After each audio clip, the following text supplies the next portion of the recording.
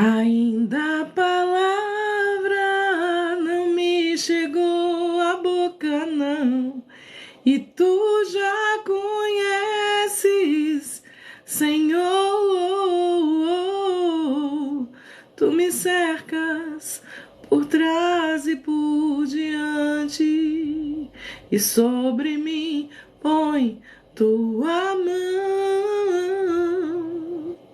Sonda-me, ó Deus, conhece o meu coração, prova-me os pensamentos, vê se há em mim algum caminho mau e guia-me pelo caminho eterno.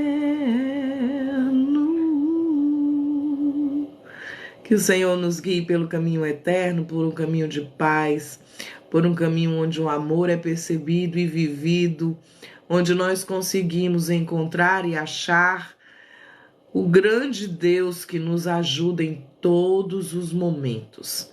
Que o Senhor te abençoe e te faça resplandecer. Menino, hoje é dia de eu derrubar isso aqui. Resplandecer o sol da justiça sobre a sua vida. Que Deus venha sobre nós, que Deus venha falar abundantemente, ricamente. E aí a gente tem visto algumas pessoas perguntando o que é depender de Deus. O que é depender de Deus, pastora Cecília? É quando eu não trabalho, eu fico esperando as promessas, é quando eu entrego tudo a Ele e eu fico vivendo na dependência. O que é depender de Deus? É estar ligado intimamente com Deus. E aí tem alguns textos bíblicos que nós vamos ver hoje, né? A importância de nós sermos dependentes de Deus e como nos entregar a esse Deus. Tem um texto lá em Gálatas do apóstolo Paulo que explica mais ou menos para a gente, porque é difícil entender uma dependência de Deus. Que uma dependência de Deus é algo bom, não é como depender de homens. Não é que está ali à disposição de homens, mas depender de Deus é estar à disposição de Deus. É entender aquilo que Ele tem preparado para nós, que é o melhor. Nós dizemos muitas vezes textos bíblicos ligados à dependência de Deus, ligados ao conhecimento de Deus, mas nós não entendemos muitas vezes. Bom dia, buenos dias, N Modas, bom dia, Dinei Bueira, bom dia, Amanda, bom dia, você que está entrando aí, que está entrando aqui, os nossos vizinhos, muito bom dia. Que Deus venha ministrar o seu coração, venha falar com você nessa manhã tão maravilhosa que eu já estava falando de dependência, glória a Deus.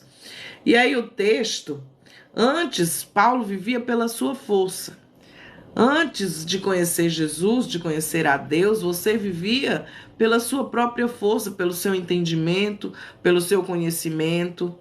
As coisas que você vivia eram o bastante para que você tivesse conhecimento sobre a vida e vivesse em cima dos seus conceitos e valores.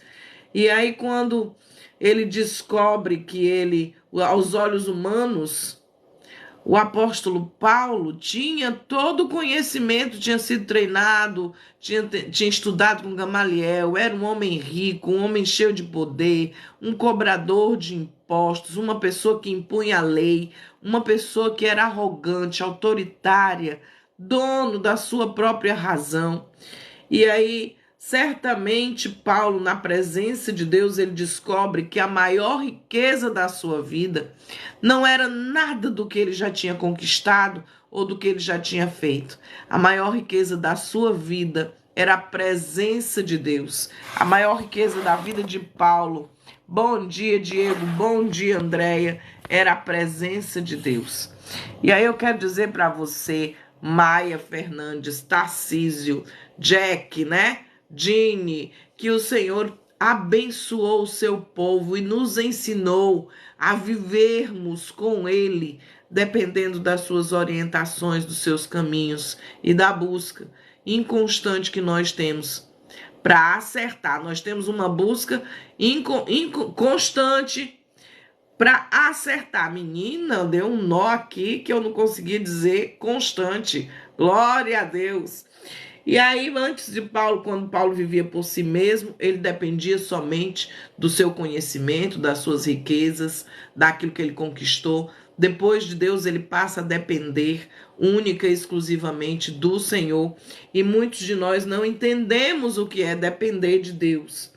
E aí eu quero começar te fazendo uma pergunta. Você sabe, você depende, você entende que depende de Deus? Você depende de Deus? Já não sou eu quem vive. Olha o texto lá de Gálatas 2:20. Mas Cristo vive em mim. E esse viver que agora vivo na carne, vivo pela fé no Filho de Deus. Isso é dependência de Deus. Viver pela fé, crendo que Deus vai prover, crendo que Deus vai dar a saúde, crendo que Deus vai dar o alimento, crendo que Deus é solucionador de problemas, crendo que Deus vai nos fazer viver mediante essa graça inefável, maravilhosa que Ele nos traz todos os dias. A criança tem medo de tirar o espinho que encravou na pele. As lutas, as tribulações vêm como espinhos para nos ferir. Mas você já pensou se nós não passássemos pelos problemas? Às vezes, muitos problemas que temos são provocados por nós mesmos e não por Deus. Não é de Deus aquilo que você está pensando sobre que Deus gera problemas para que você resolva, para que você fique forte. Ele gera a solução. Muitas vezes quem gera o problema somos nós. Deus prefere nos ver passando lutas, mas dependendo dele, na presença dele, do que passando lutas na ausência desse Deus que nos ajuda a resolver os nossos problemas.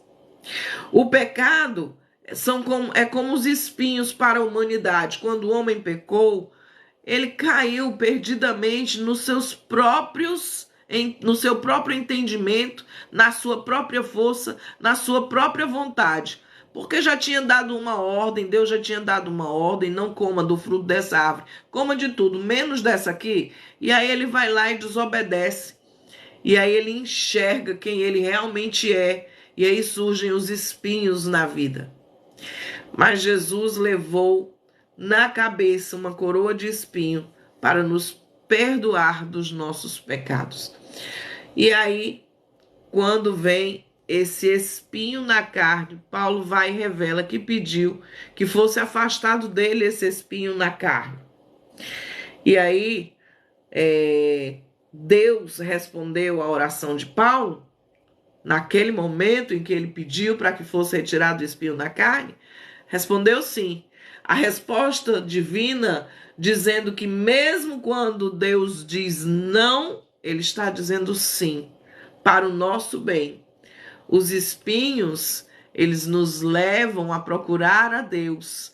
Por isso que o espinho na carne de Paulo não foi retirado, porque os espinhos nos levam a buscar com mais constância a presença de Deus.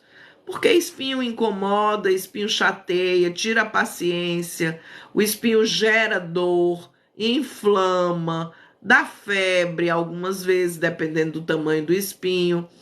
O espinho incomoda de verdade. Quando você lava uma louça que entra um fiapinho de bombril no dedo, já incomoda. Imagine um espinho, o tanto que ele não incomoda e o tanto que às vezes nós podemos ficar desesperados por causa desse espinho.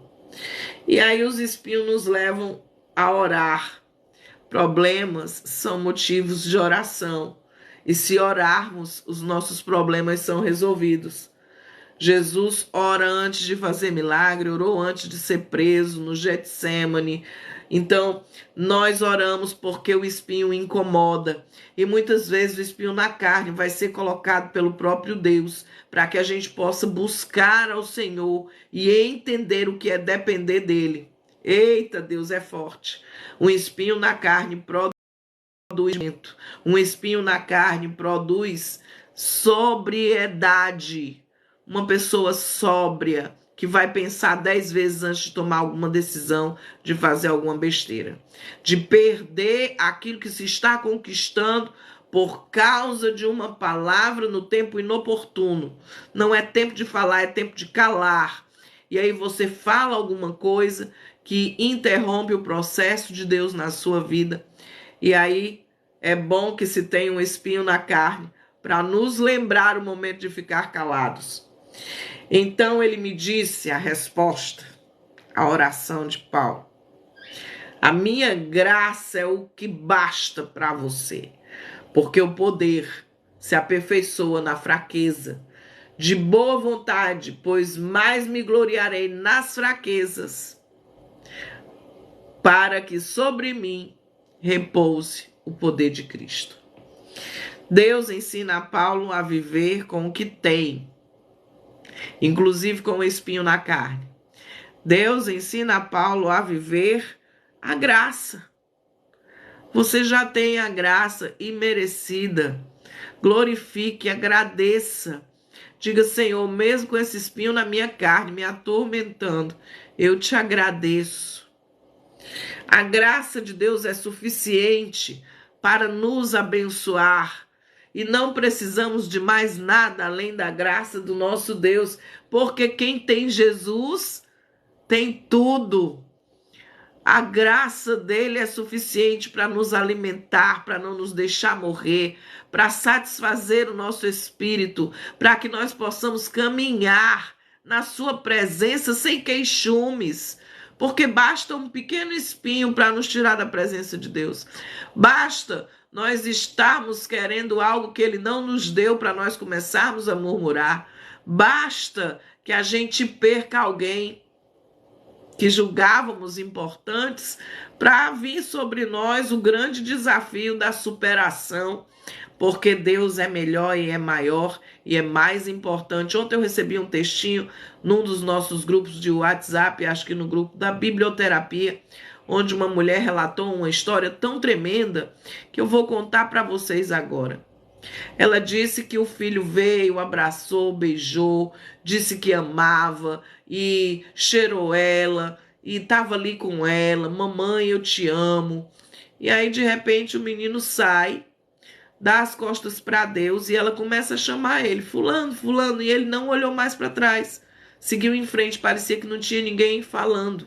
E aí ela trouxe uma reflexão para nós através desse testemunho, do quanto doeu nela ver o filho se afastando dela, ver o filho ali como se ela não tivesse ali naquele lugar, como se ela não fosse importante.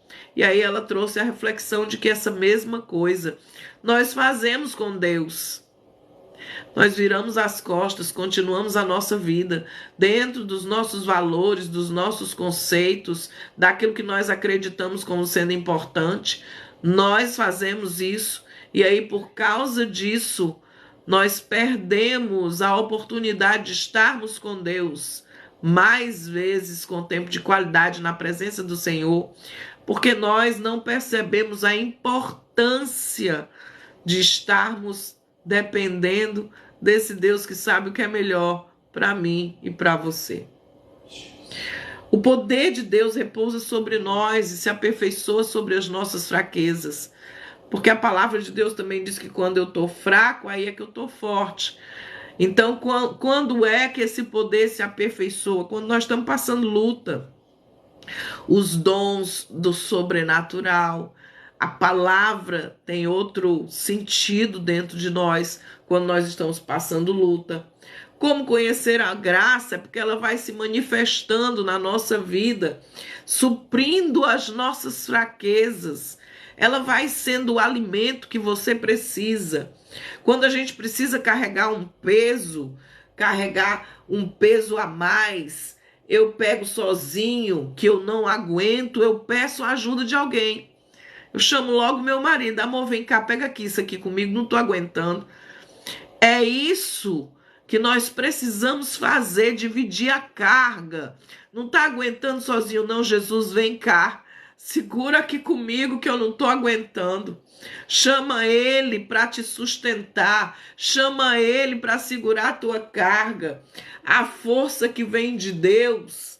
E aí, quando Paulo diz assim, por isso sinto prazer nas fraquezas, nos insultos, nas privações, nas perseguições, nas angústias, os espinhos aí dele tudinho, por amor de Cristo, porque quando eu sou fraco, aí é que eu sou forte. É melhor estar passando luta e estar perto dele. É melhor estar com essa perseguição de gente falando mal, caluniando, inventando história, fofocando. É melhor estar nessa vida. É melhor estar com enfermidade. É melhor estar desempregado e estar na constância desse Deus que supre.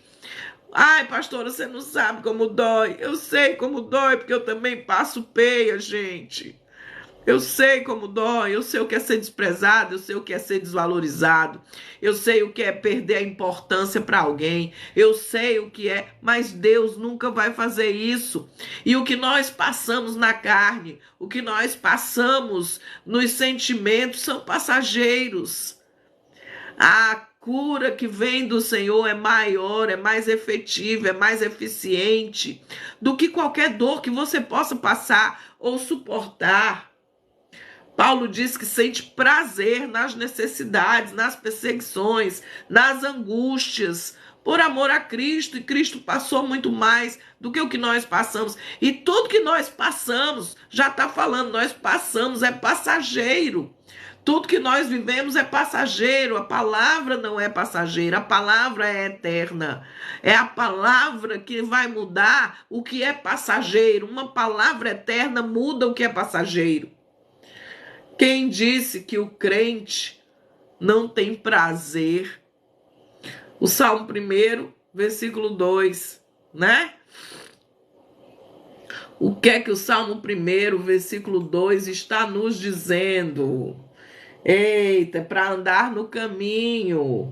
O Salmo 1, antes tem o seu prazer na lei do Senhor.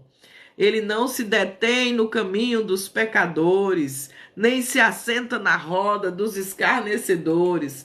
Antes, o seu prazer está na lei do Senhor. E quem disse que não tem lutas? Tem lutas, mesmo quando nós estamos desfalecidos. Nós sabemos que o Senhor está conosco.